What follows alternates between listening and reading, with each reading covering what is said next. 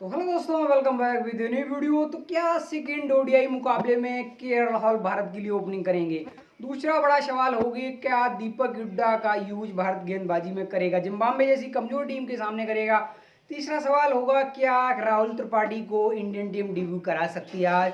क्योंकि राहुल त्रिपाठी एक ऐसे प्लेयर हैं जिन्होंने आईपीएल में धूम मचा के रखी है।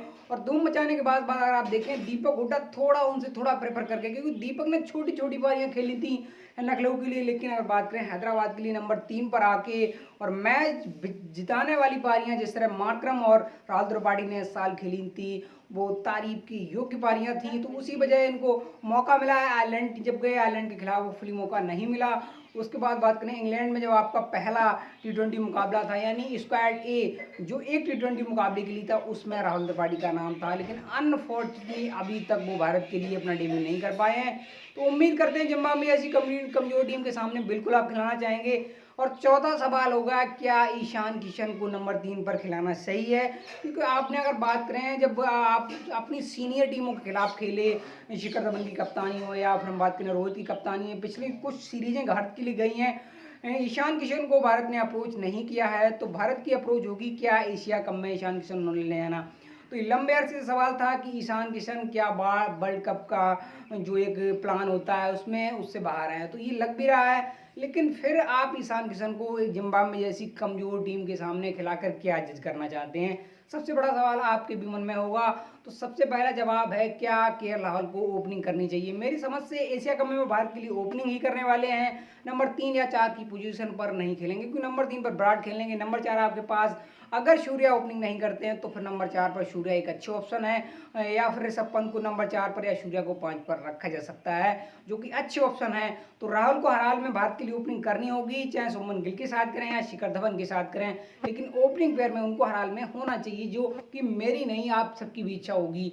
उसके बाद बात करें राहुल त्रिपाठी को, मौके के बारे में मेरा मानना है कि राहुल त्रिपाठी को, क्योंकि अगर आप देखें जो प्लेयर अच्छा करके आ रहा है आईपीएल में, कई ऐसे प्लेयर हैं जिनको आपने मौके दिए, जिनका जीता जागता उदाहरण है अर्शदीप। आपने उरमान को ट्राई किया, क्योंकि आप देखें रफ्तार के साथ जिस तरह उन्होंने बॉल डाली, जिस पेस के साथ बैट्समैन को तंग किया है, तो आपने उनको जज किया। इंडियन टीम लाए, क्या उन्होंने किया क्या नहीं किया, आप आगे फ्यूचर उनको देखते हैं, इंडियन टीम के लिए नहीं देखते हैं, लेकिन आप उनको लाए, जज किए, मुकाबले खिलाए। लेकिन राहुल त्रिपाठी के साथ आपने ऐसा नहीं किया। और भी एक दो प्लेयर हैं, दीपक हुड्डा की बात करें, आईपीएल उनका अच्छा गया तो आप उनकी तरफ गए। ओवरऑल बात करें तो फिर पिछली साल जो कुछ प्लेयरों के जब आईपीएल में बेस्ट प्रदर्शन आए तो आपने उनकी तरफ हाथ बढ़ाया, लेकिन राहुल त्रिपाठी की तरफ आप हाथ तो बढ़ा रहे हैं, लेकिन ओवरऑल देखें हाथ उन पर रख नहीं रहे हैं। तो आई थिंक मेरा मानना है, जिम्बाब्वे जैसी कमजोर टीम के खिलाफ पहला मुकाबला आप 10 विकेट से जीत गए हैं, तो राहुल त्रिपाठी हो सकता है आप खिलाने के बारे में बिल्कुल भी सोचने के बारे में विचार करें। उसके बाद बात करें, फिर आप चाहते होंगे ईशान किशन का नंबर 3 पर खेलना, आई थिंक मेरे समझ से थोड़ा सा मुझे हैरान करने वाला लग रहा है, क्योंकि आप देखें दीपक हुड्डा को नंबर 3 पर आप ट्राई कर सकते हैं। बाय द वे मेरा मानना है, हो सकता है एशिया कप में वो खेलते भारत के लिए ना दिखे, लेकिन आप होपफुली उनको फिट रखिए, उनसे आप देखिए लंबी से लंबी ऐसे पोजीशन पर खिलाइए जहाँ से वो लंबी से लंबी पारियाँ खेल सकें। बड़ी पारियाँ जब वो खेल के दिखाएंगे तो आपको उन पर कॉन्फिडेंस आएगा, और आप हो सकता है नंबर 3 या 4 पर विराट भी बाय द वे रन नहीं आए तो उनके बारे में सोचने पर हो सकता है मजबूर हों। तो भारत सेकेंड टी20 ओडीआई मुकाबले से पहले क्या कोई बदलाव करेगा? आई थिंक मेरी समझ से देखिए, गेंदबाजी में सिर्फ कुलदीप यादव को विकेटें नहीं मिली, बाकी सभी को 1-2 उसके बाद बात करें दीपक चहर या अक्षर पटेल की बात करें तो 3-3 विकेटें उनके खाते में गई हैं। और बात करें अक्षर पटेल हो या फिर हम बात करें दीपक चहर की, ज़्यादा ओवर डाले नहीं, 7-8 ओवर तकरीबन इन्होंने डाले हैं। उसके बाद है कुलदीप को होपफुली कोई विकेट नहीं मिली है। उसके बाद हमारा मानना है, देखिए बैटिंग ऑर्डर में क्या भारत चेंज करेगा? बिल्कुल करना चाहिए, राहुल को हर हाल में टॉप पर आना चाहिए। हो सकता है सुमन गिल नंबर 3 पर रखे जाएं, शिखर धवन को हो सकता है, क्योंकि आप लेफ्टी हैं, टॉप ऑर्डर में लेफ्टी राइटी कॉम्बिनेशन के साथ ओपनिंग पर जा सकते हैं। और नंबर 3 पर आपके पास वैसे भी अगर हम बात करें तो फिर ईशान किशन अवेलेबल है, जिनको आप खिलाने के बारे में प्रेफर कर रहे हैं। तो मेरा मानना है 10 विकेट से मुकाबला आप जरूर जीते हैं, लेकिन एशिया कप की तैयारियों को लेकर सिर्फ दीपक चहर की फॉर्म दिखी है, कमबैक अच्छा गया है, अच्छी लाइन लेंथ आई। उन्होंने इसके बारे में कहा है कि हमारा प्लान सिंपल है, और जब गेंद स्विंग करती है तो फिर हम फुलर लेंथ पर विकेटें लेते हैं, और जब गेंद स्विंग नहीं करती है तो प्लान बी और सी पर हम जाते हैं, और on the put on pressure हम बनाए रखते हैं। तो उन्होंने ये कहा है। और दीपक चहर का हो सकता है एशिया कप के लिए नाम आ जाए, हो सकता है चेंजमेंट, जो कि अगर आप देखें 4 आप स्पिनर ले रहे हैं, ये जो स्पिनर हम बात करें बैटिंग ऑर्डर में, अगर आप देखें जडेजा की बैटिंग की गहराई है, गेंदबाजी कर लेते हैं, एक लंबा तजुर्बा है, बड़ा नाम है आईपीएल से। हम बात करें सीएसके के लिए, इस साल आईपीएल तो बहुत बेटर नहीं गया। उसके बाद अगर बात करें तो टी20 फॉर्मेट में उतना बेस्ट नहीं दिखा पाए अपना। उसके बाद बात करें तो फिर आप चहल को पहली प्रायोरिटी देंगे एज ए स्पिनर, क्योंकि आप देखें चहल बैटिंग में तो आपके साथ कंट्रीब्यूट कर नहीं पाएंगे, क्योंकि अगर आप देखें चहल का एक तमगा है, एक क्रेडिट सी उनकी बन चुकी है, बहुत बड़े अगर बात करें तो स्पिनर बन चुके हैं। उसके बाद आप रवि बिश्नोई को ले गए हैं, आप ले गए हैं रविचंद्र अश्विन को, क्योंकि रविचंद्र अश्विन का पिक होना आई थिंक मेरे समझ से थोड़ा अगर आप देखें तो आउटपुट है, क्योंकि अगर आप देखें आईपीएल में बहुत ज़्यादा अगर हम बात करें तो राजस्थान रॉयल्स के लिए वो कमाल का प्रदर्शन इस साल नहीं कर पाए, थोड़ी एज के भी करीब पहुंच चुके हैं, क्योंकि अगर आप देखें टेस्ट स्क्वाड में भी थोड़े बहुत सवाल उन पर उठ रहे हैं आजकल, और आप दोबारा उनको ना लिमिटेड ओवर फॉर्मेट में लाए हैं, जो कि हो सकता है रोहित की ही देन है जिसकी वजह से उनका नाम आया है। और आप एन वक्त पर आप देखिए आईपीएल के बाद जैसे आप देखें जो भी सीरीजें आपने टी20 खेली उनमें उनका नाम नहीं रखा है। जस्ट आप अगर आप देखें तो वेस्ट इंडीज़ के खिलाफ आपने क्या किया, खबर आई कि वेस्ट इंडीज़ के खिलाफ जो भारतीय टीम खेलेगी, यानी जो भारतीय टीम में नाम होंगे, यानी जो स्क्वाड आएगा उसमें हो सकता है कि आपकी फुल स्ट्रेंथ टीम हो। लेकिन आज फुल स्ट्रेंथ टीम आई उसमें नाम के लाहौल का था, के लाहौल के बाद कोविड जब टीम जाने वाली थी जिम्बाब्वे, तो एन वक्त पर वो कोविड हुए, उसके बाद वो पूरी टी20 सीरीज से बाहर हुए, फिर एन वक्त पर आप एशिया कप में उनका चयन लेके आ गए। उसके बाद आपने जो उनको जिम्बाब्वे भेजा, अगर बात करें जिम्बाब्वे में उनका नाम नहीं था, तो अश्विनी का आई थिंक टी20 में उतना ज़्यादा फ्यूचर है नहीं। बैटिंग में आप अगर उनसे उम्मीद कर रहे हैं कि थोड़ी बहुत हो सकता है नीचे जाके हमको बैटिंग में अप्रोच करेंगे, बेनिफिट देंगे, मेरा मानना है अगर आपके पास टॉप ऑर्डर से लेकर नंबर 3-4 से लेकर इतने एक्सपीरियंस अवेलेबल हैं, आपके पास प्लेयर अवेलेबल हैं, बेस्ट फॉर्म में, और आपके पास एक पोजीशन के लिए डबल प्लेयर अवेलेबल है, जो कि आपकी स्ट्रेंथ है, आपकी पावर है, और आपको ये दूसरी टीम है ना इसी चीज़ें से थ्रेट, दूसरी चीज़ें आपकी इसी न पावर से थ्रेट होंगी। तो मेरा मानना है आप अगर उनसे अश्विनी से बैटिंग की उम्मीद करें तो फिर अपनी आप बैटिंग लाइनअप से आप मुझे लगता है उतना कॉन्फिडेंस नहीं है। तो मैं आई थिंक मानता हूँ रविचंद्र अश्विन के साथ अगर रवि बिश्नोई की बात करें, रवि बिश्नोई भारत की बात करें तो ब्रिज स्पिनर हैं, कलाइयों का अच्छे इस्तेमाल करते हैं, थोड़े छोटे कट के हैं। अगर हम बात करें तो थोड़ी अगर देखें बल्लेबाज सही से जज नहीं कर पाता है किस तरह वो अपने हाथ को रोटेट करते हैं, और बात करें तो फिर आईपीएल में वो भी लगातार अच्छा करके आ रहे हैं, और अश्विनी से अच्छा करके आ रहे हैं गेंदबाजी को अगर कंपेयर करें तो फिर और ओवरऑल बात करें दोनों प्लेयरों में डिफरेंट का, एक प्लेयर एज को अभी टच कर रहा है, दूसरा प्लेयर एज को टच करके एज को क्लोज कर रहा है, तो मेरा मानना बहुत बड़ा डिफरेंसेस है। रवि बिश्नोई होने चाहिए, रविचंद्र हो सकता है बाहर हो जाएं, तो ये टफ डिसीजन है, तो हमारा मानना दीपक चहर में अंदर होने चाहिए। लेकिन वेस्ट इंडीज सॉरी माफ कर रहा हूँ, बार बार नाम आता है। जिम्बाब्वे क्या करेगी, जिम्बाब्वे का अगर आप देखें इनोसेंट किया, जो नंबर 3-4 पर लगभग खेलते मिडिल ऑर्डर प्लेयर है, उनसे क्या किया जिम्बाब्वे ने, ओपनिंग करा ली। और जो इंडिया के खिलाफ कप्तानी कर रहे हैं चबाका, जो उनके विकेट कीपर बल्लेबाज कप्तान के तौर पर जिम्मेदारी निभा रहे हैं जिम्बाब्वे के खिलाफ, जिम्बाब्वे के लिए अपनी इंडिया के खिलाफ, तो उनको हमने बांग्लादेश के खिलाफ हमने टॉप ऑर्डर बैटिंग करते देखी, उनको हमने नंबर 6-7 पर बैटिंग करते देखी, यानी टॉप ऑर्डर से लेकर हम बात करें तो फिनिश तक की जिम्मेदारी अच्छी खासी निभा लेते हैं। और पहले मुकाबले में बात करें तो अकेले ऐसे प्लेयर थे जो अगर बात करें तो नॉट आउट गए हैं, हाईएस्ट स्कोरर रहे हैं अपनी जिम्बाब्वे के लिए, तो मेरा मानना है वो हो सकता है टॉप ऑर्डर में दिख जाए। क्योंकि अगर आप देखें मेरा मानना जब आपका टॉप ऑर्डर ना आपके लिए अगर पार्टनर बिल्ड कर लेगा ना मुकाबले में आप वैसे ही बने रहेंगे। और जिम्बाब्वे ने किया इनोसेंट किया के साथ अगर बात करें दूसरे रन पर विकेटें चलेंगी, इनोसेंट किया आउट हो गई, नंबर 3 पर वो आउट, उसके बाद नंबर 4 पर सिकंदर रजा आउट हो गई। सीन ब्लिंक्स बड़े एक्सपीरियंस प्लेयर हैं, और सिकंदर रजा की बात करें तो दोनों ऐसे प्लेयर हैं बड़े रीढ़ की हड्डी है जिम्बाब्वे के लिए। तो आपका टॉप ऑर्डर जब कोलाप्स कर गया तो फिर मिडिल ऑर्डर में सबसे बड़ी समस्या होती है कि पार्टनरशिप बिल्ड करें, और इसी प्रेशर में आपकी फिर विकेटें गिर जाती हैं। और जिम्बाब्वे के लिए हुआ भी, नीचे से कुछ रन आ गए हैं जो समय ऐसा लग रहा था जिम्बाब्वे 130-140 पर होता है समिट जाए, आखिरी समय जो 40-50 रन एक्स्ट्रा बन गए हैं, टैलेंडर ने आके रन बना दिए हैं। और अब बात करें ये जो बॉलर इंडियन के अगर गेंदबाजों की बात करें तो थोड़ा एक्स्ट्रा उन्होंने एफर्ट डालने की कोशिश करी, अलग सिंपल ऑफ बे को छोड़कर अगर आप देखें जिसपे विकेटें मिली उस बे को छोड़कर अलग डिफरेंट लाइन और लेंथ के साथ चले गए। उसके बाद अगर आप देखें तो फिर टैलेंडर ने कुछ अच्छी टाइम मार के जिम्बाब्वे को 150 के करीब जो लग रही थी वो अगर बात करें 200 के करीब जाके रख दी जिम्बाब्वे की पारी को।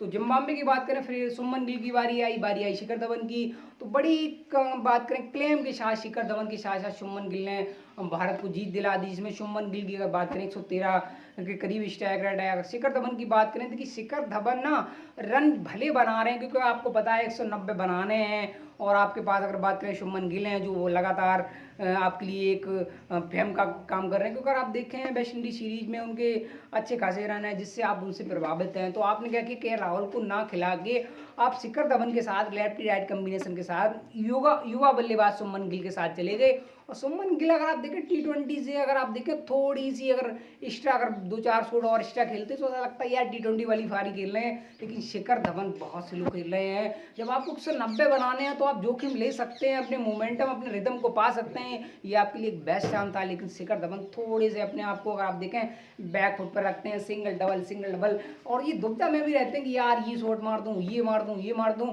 ना तो ये मार पाते हैं ना तो वो मार पाते हैं, सिंगल डबल में ही फंसे रहते हैं। अपने आप को ऐसा लगता है कि जब बिस्तर वो बल्ले को जज करते हैं, ऐसे खेलते हैं कि यार ना ये शिखर धवन इस बार मारने वाले हैं, इस बार मारने वाले हैं, मारते नहीं। तो सिंगल डबल के लिए गेंद को अंत समय पेश करते हैं, हेड करते हैं ना, तो सिंगल डबल के लिए जाती है। आई थिंक मेरा मानना शिखर धवन को कंधे खोलने चाहिए, बड़े शॉट मारने चाहिए। और जिम्बाब्वे जैसी कमजोर टीम के सामने सीरीज तो आप वैसे भी हारने वाले नहीं है और कप्तानी तो कर नहीं रहे हैं, आपके पास एक्स्ट्रा प्रेशर है। तो मेरा मानना है शिखर धवन थोड़ा हो सकता है एक्सेलेटर दबाएं अपने बैट का। उसके बाद बात करें तो फिर नंबर 3 पर ईशान किशन खेलेंगे, वो किस तरह मेरा मानना देखेंगे, क्योंकि अगर आप देखें उन पर सवाल रहे आईपीएल से, आईपीएल के बाद अपना बेस्ट दे नहीं पाए। इंडिया साउथ अफ्रीका के खिलाफ खेली, 2 पारियां आई हैं, अच्छी गति से आई थी, उसके बाद भारत ने शायद उनसे पैर खींच लिए, क्यों खींच लिए, उनकी तरफ खिलाने के बारे में ही थोड़ा भारतीय टीम थोड़ा पीछे हट गई। ये थोड़ा मुझे देख के बड़ा हैरानी वाला लगा। उसके बाद गेंदबाजी में आपके पास आप देखते हो अक्षर पटेल अवेलेबल हैं जो लगातार अच्छा कर रहे हैं, उनको भी आप एशिया कप नहीं ले रहे हैं, एशियन पाइप के तौर पर आपने उनको रखा है। और उसके बाद बात करें तो रविचंद्र अश्विन को पिक कर लिया, ओवर टू एक्सपीरियंस।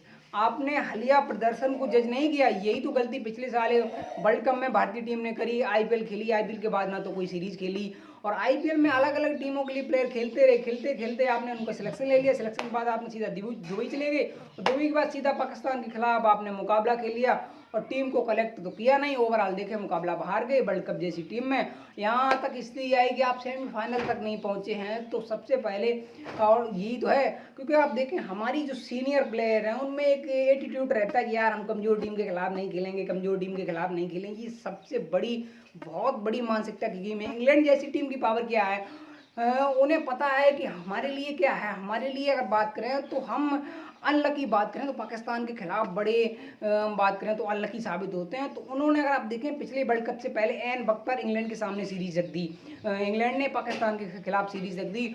और एशिया कप से अगर बात करें तो बाबर अगर बात करें तो एशिया की अगर आप बात करें तो मोस्ट वैल्यूएबल प्लेयर है। बात करें तो टॉप 5 में उनकी बात हो आज की डेट में, अगर एशियन प्लेयरों की बात हो, अगर आप देखें विराट हैं, रोहित शर्मा है, जसप्रीत बुमराह है, ऋषभ पंत की बात होती, सूर्या की बात होती, बात करें तो फिर भुवनेश्वर कुमार की। लेकिन बात करें रिजवान हो, फिर हम बात करें शाहिन शाह अफरीदी हो, या हम बात करें बाबर आजम की, तो बाबर आजम देखिए नीदरलैंड के खिलाफ कप्तानी कर रहे हैं, खुद खेल रहे हैं, टीम के सीनियर प्लेयरों को खिलवा रहे हैं।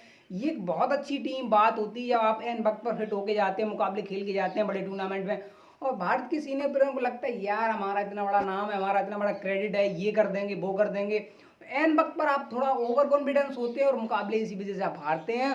और ये चीज़ ना बीसीसीआई भी थोड़ी बहुत हैंडल करनी चाहिए बीसीसीआई को।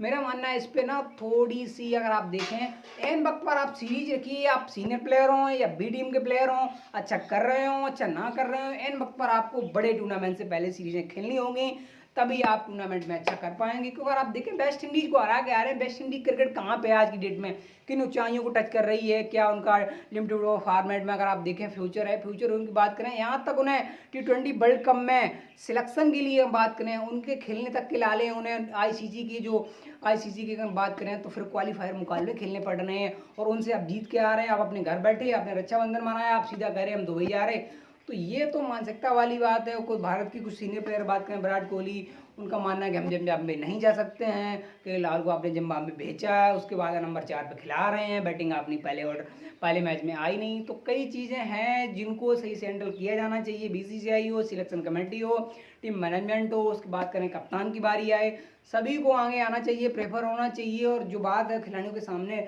रखनी चाहिए। और जिस तरह अगर बात करें बीसीसीआई का एक रूल बड़ा अच्छा लगता है, बीसीसीआई कहता है अगर आप इंडियन टीम के लिए खेलना चाहते हैं और इंडिया में रह के अगर आप आईपीएल खेलना चाहते हैं तो फिर आप बाहरी लीग नहीं खेल सकते हैं। ये भारत की जो बीसीसीआई की ओवरऑल बात करें, जिसकी भी ये ओपिनियन रहती है, जिसके भी इस प्लेयरों को ये थ्रेड रहते हैं, ये बहुत अच्छी ओपिनियन है। इस तरह मेरा मानना जो बड़े बड़े टूर्नामेंट होते हैं उससे पहले आप टीमों के खिलाफ अगर नहीं खेलेंगे तो आईसीसी ट्रॉफी नहीं जीत पाएंगे, नहीं जीत पाएंगे।